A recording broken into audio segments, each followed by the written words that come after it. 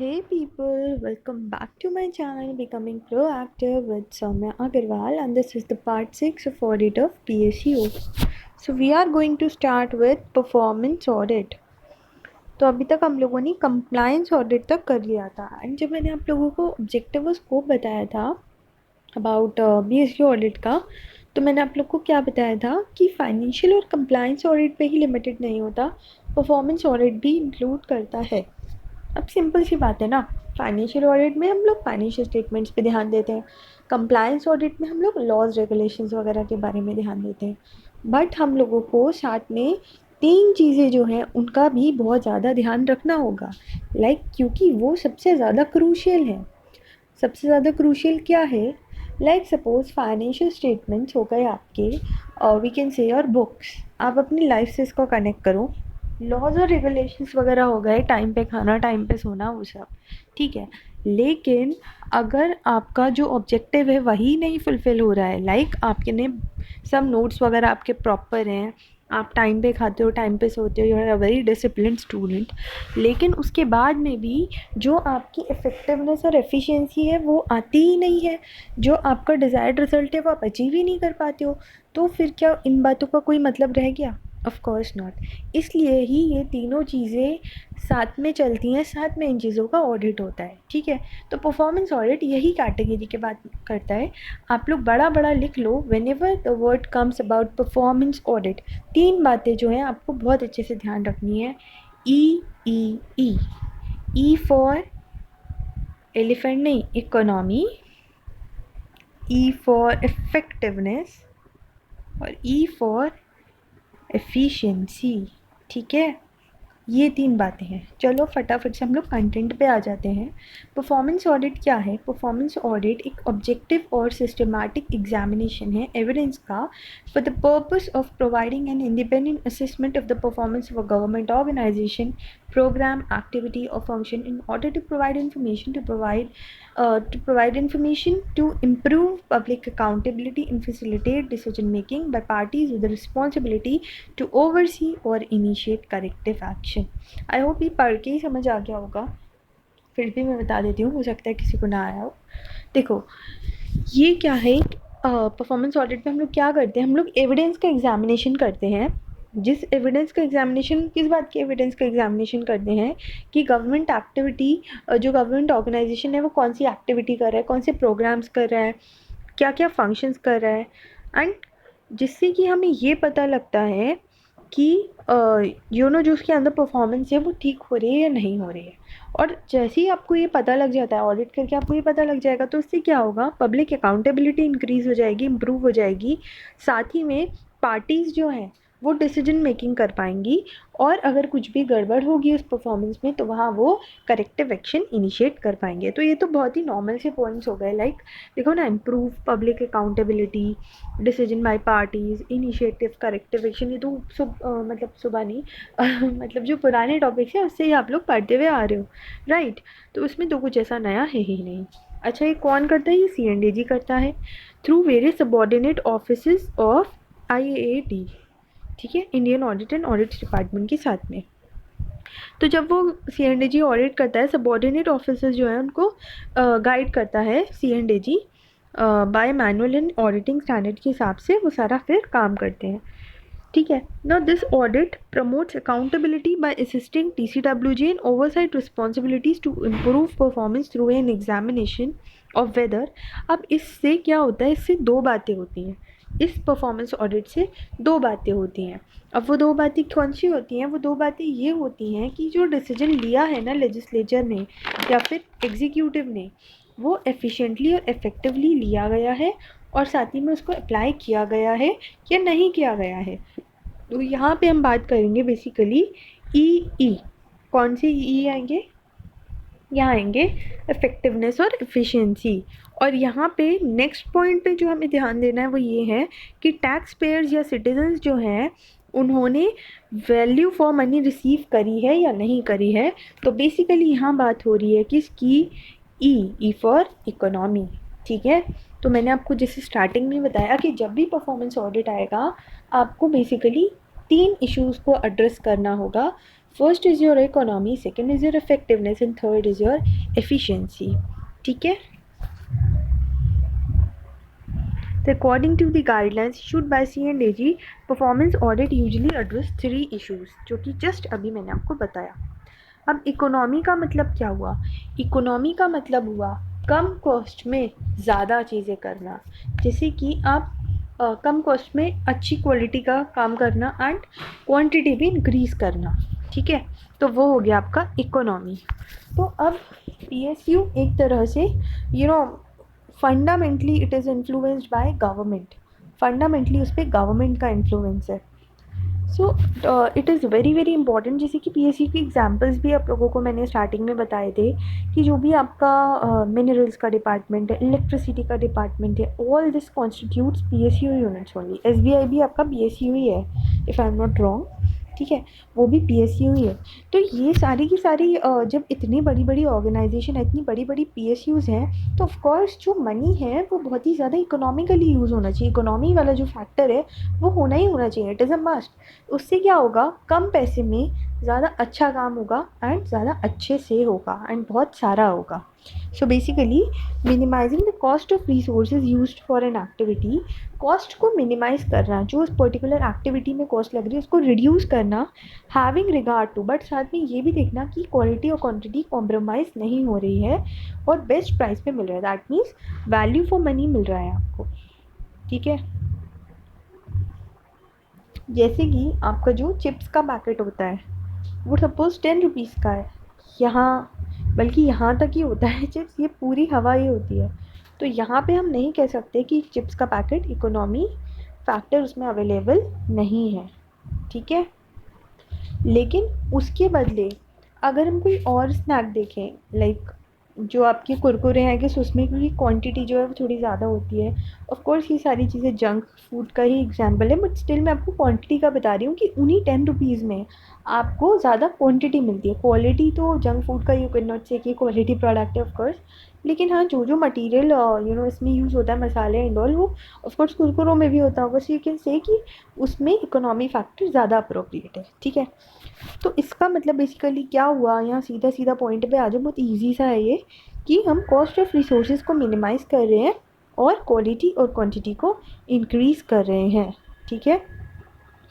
तो judging economy implies forming an opinion on the resources, example human, financial and material deployed.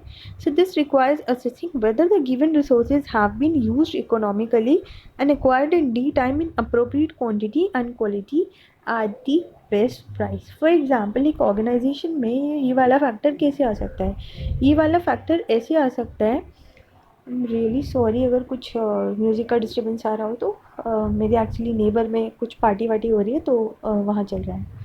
तो really sorry अगर कुछ disturbance आपको आप तक पहुँच रहा हो तो. ओके.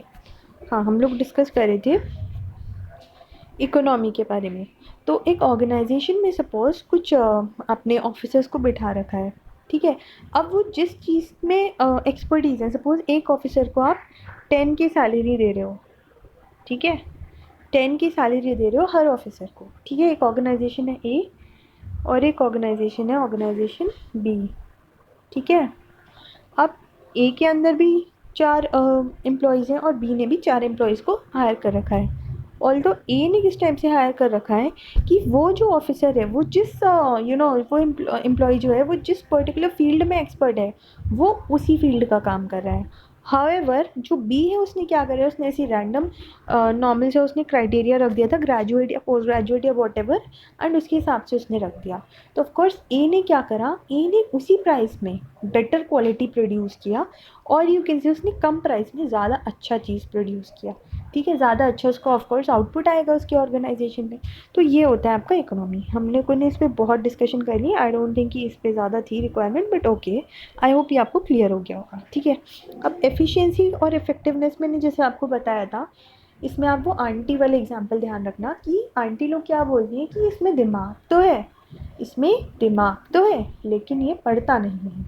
ठीक है. इसका मतलब उसके अंदर एफिशिएंसी है पर उसको कोई यूज़ ही नहीं करता, जो भी वो है जिसके लिए भी वो बोलती हैं आंटी लोग. आपने सुना होगा ये ऑफ कोर्स लाइफ में, अगर आप इंडिया में रह रहे हो तो किसी ना किसी ने तो सुना ही होगा. ठीक है. किसी ना किसी से, आई मीन. ओके. तो इसमें हमारा जो कीवर्ड है वो आता है इनपुट आउटपुट रेशियो। इसका मतलब कम इनपुट डाला और आउटपुट ज़्यादा मिला, कम इनपुट डाला और आउटपुट ज़्यादा मिला। यहाँ पे हम लोग इकोनॉमी में बेसिकली जो कंसर्न थे वो हमारा कीवर्ड जो था ना, वो हमारा कीवर्ड था कॉस्ट। कॉस्ट से हमें मतलब था, यहाँ पे मतलब हम मनी ओरिएंटेड हो रहे थे। लेकिन हम यहाँ पे टोटल इनपुट की बात कर रहे हैं, कम इनपुट ज़्यादा आउटपुट, कम इनपुट ज़्यादा आउटपुट, ठीक है। So output is maximized at minimum of inputs or input is minimized for any given quantity or quality of output। तो इसका मतलब या तो उन्होंने उस कम इनपुट में ज़्यादा प्रोडक्शन कर लिया, ज़्यादा आउटपुट निकाल लिया, या फिर उन्होंने क्या किया, उन्होंने उसी इनपुट में उसी आउटपुट में इनपुट कम कर दिया, ठीक है। तो तब आप कह सकते हो कि वो एफिशिएंट है। जैसे कि एक स्टूडेंट है, उसने 4 आवर्स में 2 चैप्टर निपटाए, बट दूसरा स्टूडेंट है, उसने 4 आवर्स में 4 चैप्टर्स निपटा दिए। तो जो दूसरा वाला स्टूडेंट है वो क्या कहलाएगा, वो ज़्यादा एफिशिएंट कहलाएगा। तो जब भी हम पीएसयू ऑडिट में जाएंगे, हम लोगों को परफॉर्मेंस ऑडिट में क्या चीज़ें चेक करनी है। फर्स्ट तो हम लोगों को कॉस्ट ऑफ रिसोर्सेज देखना है कि जो पैसा है वो उसका अपने वैल्यू आपको मिला या नहीं मिला, मज़ा आया या नहीं आया पैसा खर्च करके, ठीक है।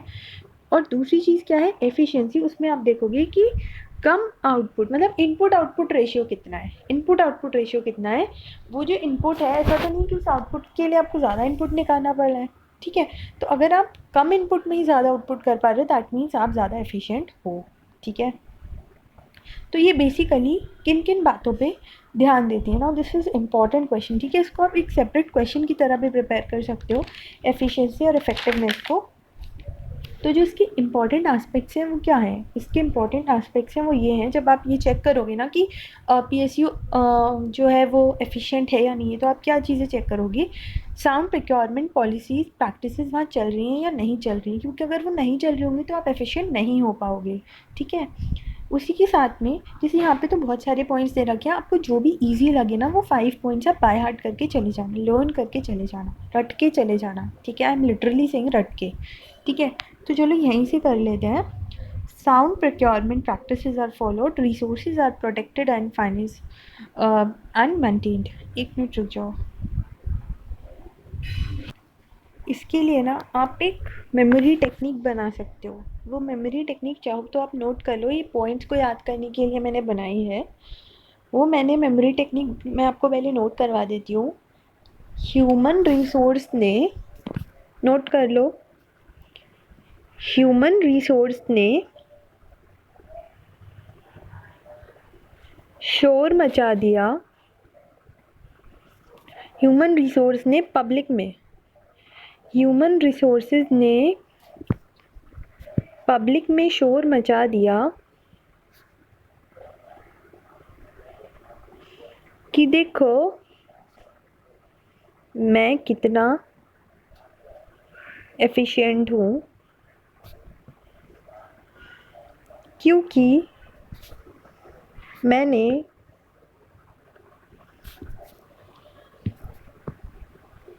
ऑप्टिमम ऑब्जेक्टिव्स अचीव कर लिए हैं, ऑप्टिमम ऑब्जेक्टिव्स अचीव कर लिए हैं। अब ये आपके ऊपर है कि आप इसको यूज़ करते हो या नहीं करते हो, बट यार this can help you in learning all the points relating to efficiency. Efficiency में हम लोग बेसिकली किन बातों पे ध्यान रखते हैं, इनपुट आउटपुट। इसका मतलब कम इनपुट, ऑप्टिममली आपने क्या करा, कम इनपुट में आपने ज़्यादा अमाउंट, ज़्यादा ऑब्जेक्टिव्स अचीव कर लिए, ज़्यादा आउटपुट निकाल लिया, ठीक है। तो ह्यूमन रिसोर्स ने, ह्यूमन का मतलब human financial and other resources, human financial and other resources, ठीक है। रिसोर्स का मतलब रिसोर्सेज जो है वो प्रॉपरली प्रोटेक्टेड है और मेंटेन्ड है। शोर मचा दिया, पब्लिक में शोर मचा दिया, पब्लिक का मतलब public sector programs, entities, activities efficiently managed हैं, रेगुलेटेड हैं या नहीं है। ये तो आप अपने पास से बनाकर भी लिख सकते हो आई गेस बहुत ईजीली। शोर मचा दिया मतलब साउंड प्रोक्योरमेंट पॉलिसीज़ फॉलोड है या नहीं है, कि देखो मैं कितना एफिशिएंट हूँ, मैं कितना एफिशिएंट हूँ का मतलब एफिशिएंट ऑपरेटिंग प्रोसीजर्स यूज़ हो रहे हैं क्योंकि मैंने अपने ऑप्टिमम ऑब्जेक्टिव्स अचीव कर लिए हैं, तो ऑप्टिमम अमाउंट ऑफ रिसोर्सेज लग रही हैं इन डिलीवरिंग दी अप्रोप्रिएट क्वांटिटी और क्वालिटी, ठीक है। और साथ में ऑब्जेक्टिव्स का मतलब क्या हो गया, ऑब्जेक्टिव्स का मतलब हो गया कि जो ऑब्जेक्टिव्स हैं वो कॉस्ट इफेक्टिवली मेट हो गए हैं, इसका मतलब कम इनपुट ज़्यादा आउटपुट, ठीक है। सो आई होप कि ये मेमोरी टेक्निक आपको हेल्प करेगी। नहीं अगर आपको अच्छी लग रही है तो नो प्रॉब्लम, आप अपनी मर्ज़ी से भी कुछ बना सकते हो, ओके। ये एक रैंडम आई थी मेरे माइंड में, so I thought of sharing to with you. अब उसके बाद में हम अपने थर्ड एस्पेक्ट पे आते हैं, दैट टॉक्स अबाउट इफेक्टिवनेस। तो इफेक्टिवनेस क्या है, वो एक्सटेंट है to which objectives are achieved and the relationship between the intended impact and actual impact of an activity. इसका मतलब सक्सेस रेट आपका कितना रहा, आप कितना पढ़े और कितना पास हो पाए, आप क्या एक्सपेक्ट कर रहे थे और क्या आपको मिला, क्या एक्सपेक्ट कर रहे थे और क्या आपको मिला, जितना आपने सोचा था उतना आपने पाया है या नहीं पाया है, ठीक है। So what are you expecting and what was your reality. सो आप इसको बहुत सारे टर्म्स में यूज़ करते हो, बजट विद एक्चुअल, ठीक है, या फिर एक्सपेक्टेशंस विद रियलिटी। जो मीम्स होते हैं एक्सपेक्टेशंस वर्सेस रियलिटी, तो वो यही होते हैं कि अगर एक्सपेक्टेशन रियलिटी के बहुत ज़्यादा सिमिलर है तो मतलब इफेक्टिवनेस का रेट उतना ही ज़्यादा है, ठीक है। तो ऑडिट जब हम करेंगे पीएसयू ऑडिट का, तो हम किन किन बातों पे कह सकते हैं कि हमारा जो पीएसयू है वो इफ़ेक्टिव है या नहीं है। सक्सेस रेट है, इसका मतलब ऑब्जेक्टिव के आप कितना क्लोज हो, ठीक है। अगर आपने अच्छे से अचीव कर लिए तो आप बहुत इफ़ेक्टिव हो, ठीक है। तो इसमें हम देखेंगे कि जो ऑब्जेक्टिव्स हैं और मीन्स हैं फॉर अ न्यू और ongoing public sector program are proper, consistent, suitable और रेलेवेंट टू दी पॉलिसीज़, ठीक है। तो जब हम परफॉर्मेंस ऑडिट करेंगे तो हम क्या क्या देखेंगे इफेक्टिवनेस के लिए, हम डिटरमाइन करेंगे the extent to which a program achieves a desired level of program result, कि आपको जो लेवल आपने डिज़ायर किया था वही मिला है, रिजल्ट आपको वैसा ही मिला है, ठीक है। अगर नहीं मिला है तो that means you are not effective. उसके बाद में assess and establish with evidence that whether the observed direct or indirect social and economic impacts of a policy are due to implementation of the policy or to other causes। आप ये देखोगे कि जो भी impacts आ रहे हैं organisation में वो ऑर्गेनाइजेशन की पॉलिसी की वजह से, अगर पॉलिसी की वजह से और अच्छे impacts आ रहे हैं इसका मतलब आपकी पॉलिसी हेल्प कर रही है आपकी ऑर्गेनाइजेशन को और ज़्यादा इफेक्टिव होने में, ठीक है। और अगर वाइस वर्सा है that of course you have to work on your policy, ठीक है। फर्स्ट वाला पॉइंट जो था वो आपको यही देखना है कि जो आपका गोल है उसके डायरेक्शन में है या नहीं है, जो ऑर्गेनाइजेशन का आपका लीगल, फाइनेंशियल और जो भी आपका बाकी की चीज़ें हैं वो उसके इनलाइन है या नहीं है। तो ये बहुत ही ज़्यादा जनरल पॉइंट्स थे। उसके बाद में आपके बहुत सारे पॉइंट्स यहाँ पे भी दे रखे हैं, इसमें भी आप कोई भी 5 पॉइंट्स लर्न कर सकते हो। तो बेसिकली छोटी छोटी वाली तो वही रहेंगे, दो आप असेस वाले कर सकते हो, एक ये डिटरमाइन वाला कर सकते हो, एक ये वाला भी कर सकते हो आप। Assess the effectiveness of program of the program and और इंडिविजुअल प्रोग्राम कंपोनेंट्स। फिर साथ में आप आइडेंटिफाई करो फैक्टर्स इनहिबिटिंग सेटिस्फैक्ट्री परफॉर्मेंस और गोल फुलफिलमेंट, कि कितना गोल फुलफिलमेंट हो रहा है, वही सारे पॉइंट्स देखो यहाँ रिपीट हो रहे हैं। और आप आइडेंटिफाई करो कि कैसे आप उसको ज़्यादा इफेक्टिव बना सकते हो। फिर यहाँ पे देखो ये कंप्लायंस ऑडिट का पॉइंट आ गया, तो ये बहुत ही ज़्यादा जनरल से पॉइंट्स, इसमें कोई भी 5 पॉइंट्स आप पिक कर सकते हो। इसमें हमें बेसिकली ये देखना है कि हम कितना ज़्यादा अपने बजट, जो हमारा बजट है वो कितना ज़्यादा एक्चुअल के क्लोज है या सिमिलर है। तो ये इन्होंने यहाँ एक परफॉर्मेंस ऑडिट साइकिल दी है, strategic goals and objectives of SAI, strategic planning. तो प्लान करना इंडिविजुअल ऑडिट्स को, इसका आई गेस यहाँ पे इन्होंने इसका पूरा दे रखा है, यहाँ पे इन्होंने पूरा इसका दे रखा है कि कैसे हमें प्लानिंग करना है, कैसे इसका फिर वर्किंग होगा आगे। तो यहाँ पे इन्होंने कुछ प्रोविजंस बताए हैं contained in the companies act and C&AG's act.